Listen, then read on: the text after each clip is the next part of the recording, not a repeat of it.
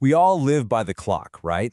But what if I told you that our entire experience of time, the way it seems to just flow from the past to the future, is actually one of the biggest, most mind-bending puzzles in all of physics? Well, today, we're going to dive deep into the mystery of time itself. It sounds like a really simple question, almost a silly one. But seriously, stop and think about it for a second. You can remember exactly what you ate for breakfast yesterday, but you can't remember what you're going to have for dinner tomorrow. This very simple, everyday observation, it's the key to unlocking this entire puzzle of why time only moves forward.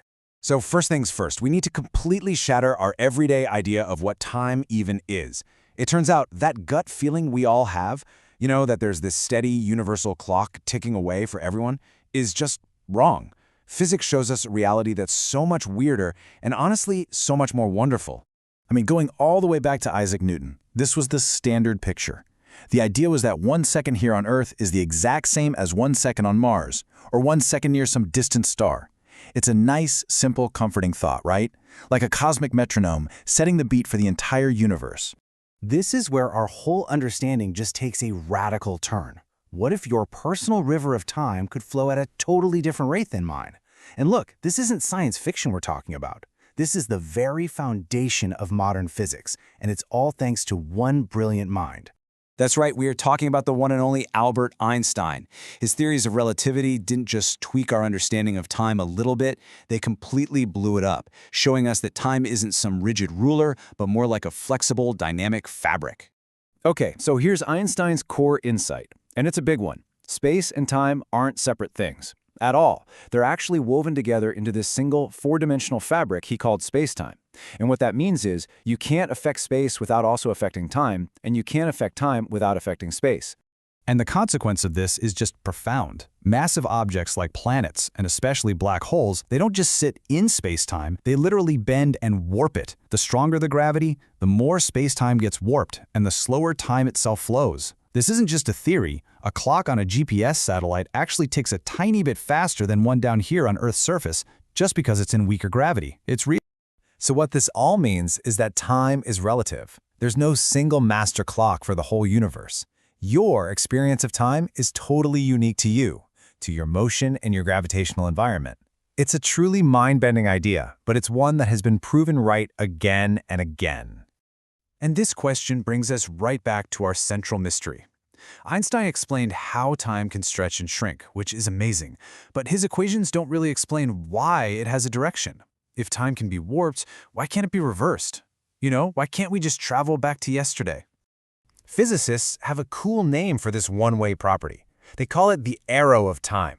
And it points out this really strange observation, that while space doesn't have a preferred direction, up is just as good as down, time seems to be stuck on a one-way street, heading straight into the future, no U-turns allowed.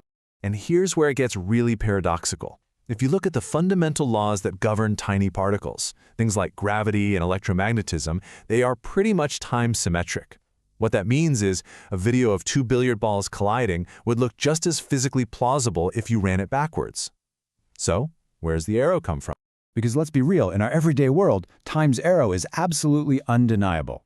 We see eggs break, but we never, ever see them unbreak. We see milk spill, but we never see it magically flow back into the glass. These things are irreversible. Something out there is preventing the universe from just running in reverse. And this, right here, is the culprit we're hunting down, the arrow of time. It's not a law of physics in the same way gravity is. It's more like an emergent property of the universe on a grand scale. And the biggest clue to solving it lies in, of all things, messiness. All right, get ready for the big reveal. The reason time moves forward, the reason you can't unbreak an egg, it all has to do with one of the most fundamental principles in all of science. The universe's unstoppable, undeniable tendency to just get messier. So the technical term for this messiness is entropy. And the second law of thermodynamics is basically an ironclad rule of our universe. It says that in any closed system, whether it's your cup of coffee or the entire cosmos, the overall level of disorder, or entropy, will always increase or at best stay the same. It never ever goes down. Think of it like this. There is only one way for a deck of cards to be in perfect order. Ace to king for all the suits. That's a very low entropy state. But there are literally trillions upon trillions of ways for those same cards to be disordered. So when you shuffle them, you are statistically guaranteed to end up in a more disordered, a higher entropy state. So this brings us to the answer. The arrow of time is the arrow of increasing entropy. It's that simple and that profound. The past is simply a state that was more orderly, a state of lower entropy. And the future? Well, the future is the direction of greater and greater disorder. An egg can't reassemble itself because that would mean the universe suddenly becoming more orderly, which is a statistical impossibility.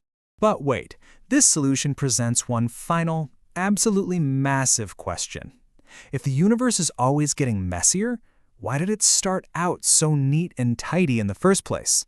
And to answer that, well, we have to go all the way back to the very beginning. Exactly. For entropy to increase, it had to have started from a state of incredibly low entropy. The universe couldn't have just started in some random chaotic state. No, it had to have begun in a very, very special, highly ordered condition. Physicists call this idea the past hypothesis. The theory is that the Big Bang, about 13.8 billion years ago, created a universe of just astonishingly low entropy. It was incredibly smooth, uniform, and ordered. And this initial pristine condition is the ultimate source of time's arrow. It's like a perfectly wound-up clock that has been ticking down towards disorder ever since. This timeline really puts it all together. The universe began in this state of near-perfect order. And over billions of years, that order has been unwinding, forming stars, galaxies, planets, and even life.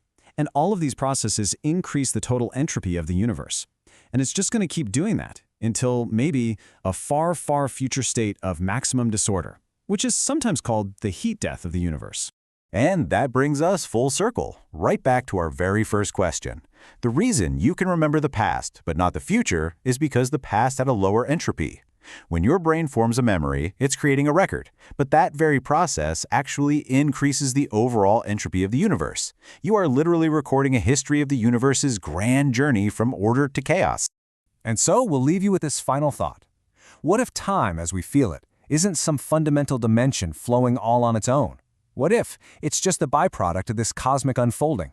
Just the story of the universe, written by the unyielding law of entropy? Definitely something to think about. Thanks so much for joining me.